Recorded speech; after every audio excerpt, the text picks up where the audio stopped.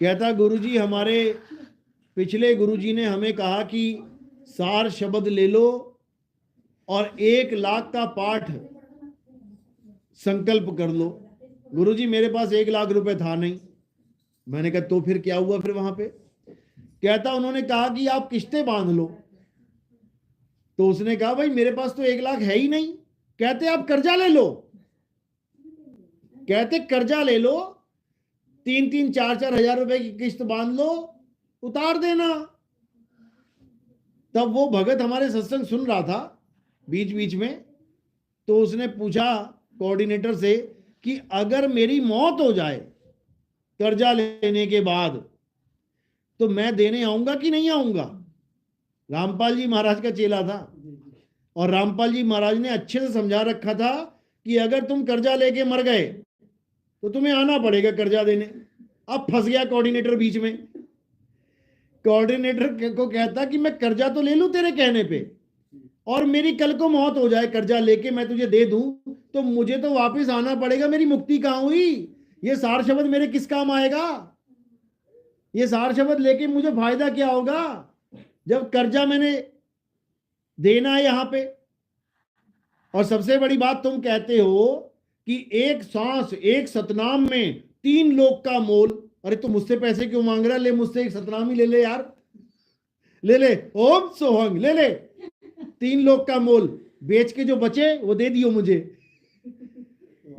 तो पैर उखड़ गए उसके, क्योंकि रामपाल जी ने बोला हुआ है कि तुम एक बार जो सतनाम जपते हो 3 लोक का मोल है, यानी 3 लोक को तुम बेच आओ कहीं पे तो जो उतना मोल मिलेगा वो मोल है। तो ठीक है भैया, 21,000 मैं क्यों दूं, 51,000 मैं क्यों दूं? मैं तुझे ओम सोहंग दे रहा हूं, मेरे 2 मंत्र ले ले ले, 2 बार पृथ्वी बेच दे सारी, 3 लोक बेच दे 2 बार।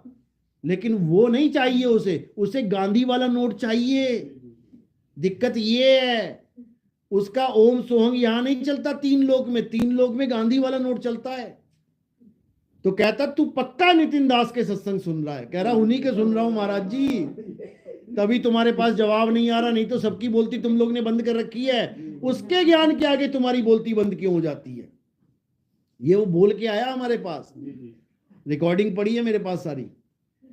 तो बात यही है, नितिन दास के सत्संग सुन लोगे नाम खंड हो जाएगा। बताओ, अरे दारू पी के नाम खंड हो जाएगा, मीठ खा के नाम खंड हो जाएगा, झूठ बोल के नाम खंड हो जाएगा, गाली दे के नाम, ये तो समझ में आता था।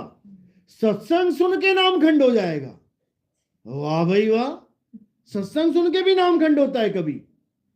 कमाल हो गई। अपना चेला कहीं हिल जाए इधर उधर तो उसका पीला पर्चा निकाल देंगे, ये गुरुद्रोही है। और दूसरों को क्यों तुम अपने ग्रुप में शामिल कर रहे हो?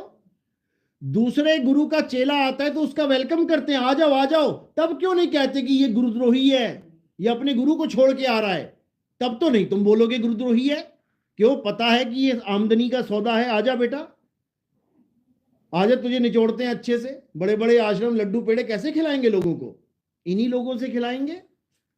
तो भाई बात ये है, किसी का सत्संग सुनने से नाम खंड नहीं होता।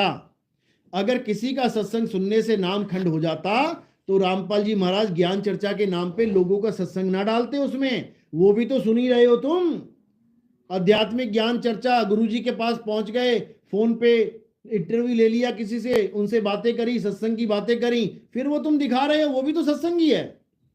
उससे नाम खंड नहीं हो रहा है तो तुम्हारा सत्संग सुनने से नाम कैसे खंड हो जाएगा?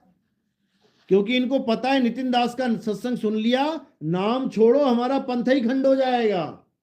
क्योंकि इनका 12वां पंथ है। ये 12वें पंथ का सिलेबस पढ़ा रहे हैं तुम्हें। 12 पंथ का मतलब है गरीबदास जी महाराज। गरीबदास जी महाराज ने जो भी ग्रंथ में लिखा है वो 12वें पंथ का ही सिलेबस है। इसलिए कबीर साहब ने कहा कि 12 पंथ होए उजियारा। गरीबदास जी महाराज की वाणी से उजियारा हो गया।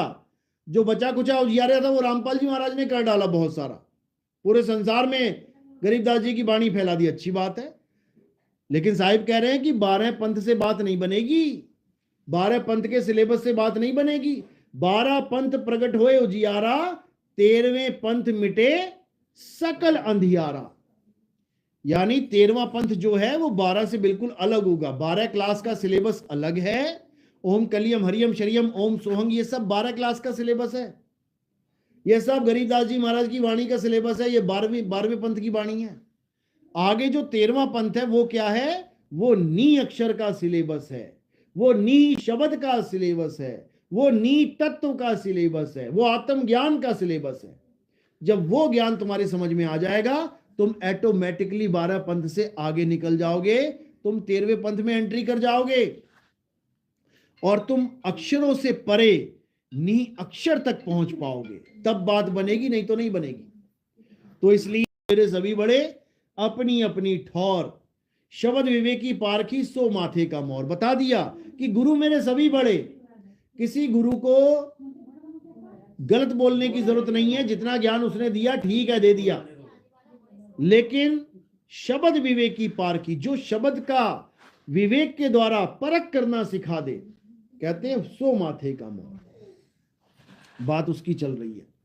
तो कबीर साहब ने कभी नहीं कहा कि लोगों के सत्संग मत सुनो, और ना ही हम कहते हैं कि किसी के सत्संग मत सुनो, सबके सुनो। सब काहू का लीजिए साचा शब्द निहार, और पक्षपात मत कीजिए कहे कबीर विचार। सबका सत्संग सुनो, तभी तो परख कर पाओगे कि मेरा गुरु क्या बता रहा है, अरे ये सामने वाला क्या बता रहा है, अरे वो क्या बता रहा है। ये जो मना करने वाला खेल है कि नितिन दास का सत्संग सुनोगे तो नाम खंड हो जाएगा, ये बिल्कुल ऐसा है जैसे कोई पहलवान है, उसका गुरु क्या कह रहा है पहलवान को, बेटा इन सारे गांव वालों से लड़ लियो, जितना मर्जी लड़ लियो, लेकिन वो नितिन दास से मत लड़ियो, वो पटक पटक के मारेगा, उससे मत लड़ियो, बाकी सारे संसार से लड़ लियो, जीत जाएगा तू। ये वही बात है। ज्ञान चर्चा करने जाते हैं ये लोग वेदों वालों के साथ, पुराणों वालों के साथ, वहां इनका नाम खंड नहीं होता, वहां इनका नाम खंड नहीं होता। सबके साथ ज्ञान चर्चा कर रहे हैं, वहां नाम खंड नहीं होता। लेकिन जब नितिन दास की बारी आती है तो कहते हैं उसका ज्ञान मत सुन लेना, नाम खंड हो जाएगा। नाम नहीं खंड हो जाएगा, तुम्हारा पंथ ही खंड हो जाएगा। कोई दोबारा तुम्हारे पंथ की तरफ झांकेगा भी नहीं। जैसे 12वीं क्लास करने के बाद कोई कॉलेज चला जाए तो कितनी बार जाता है 12वीं क्लास में दोबारा बैठने, झांकेगा भी नहीं। जिस 12वीं क्लास को वो पार करके कॉलेज चला गया, वो झांकेगा भी नहीं कि अंदर कौन सा टीचर पढ़ा रहा है, क्योंकि उसका कोर्स कंप्लीट हो गया। तो इसी प्रकार 12वें पंथ का कोर्स कंप्लीट हम ही करवाते हैं, 13वें पंथ में हम ही लेके आते हैं, तभी कल्याण होगा, नहीं तो नहीं होगा। चलो कोई सवाल है तो पूछ सकते हो। आज रामपाल जी की सारी सेना बैठी है यहाँ पे। अच्छी बात है। वहां तक देखो 12वीं पढ़े हो तभी कॉलेज में एडमिशन होगा। ये जितने कॉलेज वाले बैठे हैं, अगर 10वीं 12वीं खत्म कर दी जाए, बताओ किसका एडमिशन होगा वहां पे? 10वीं के बाद थोड़ी नहीं कॉलेज चले जाओगे। तो ठीक है, रामपाल जी महाराज भी अच्छी बात है, ज्ञान दे रहे हैं, समझ में आ रही है बात, कोई बुराई नहीं है। बुराई कहां पर है? जब ये कह देते हैं किसी और का सत्संग मत सुनो। ये बात वो करता है जिसको डर है कि भैया इसका सत्संग सुन लिया तो ये हमारा नहीं रहेगा। क्यों? अरे कमी है तभी तो तुम्हारा नहीं रहेगा। अगर तुम्हारा सत्संग ऊपर का हो और हमारा नीचे का हो तो क्या डर है? कोई डर नहीं। 100 किलो का पहलवान 50 किलो वालों से लड़े, कोई डर नहीं। अब 500 किलो वाला सामने आ गया, वो तो कहेगा ही ना भैया मैं नहीं लड़ता, वो तो मजबूरी है उसकी। तो बात ये है, 12 से 13 हमेशा बड़ा होता है, इसलिए 12 वाले 13वें के आगे टिकते नहीं है, भागते हैं। बात ये है। नहीं तो कर लो ज्ञान चर्चा, क्यों नहीं करते? एक भी नहीं कर रहा है। बात ये है। चलो तो आज का सत्संग यही समाप्त करते हैं। बोलिए परमपिता परमात्मा की।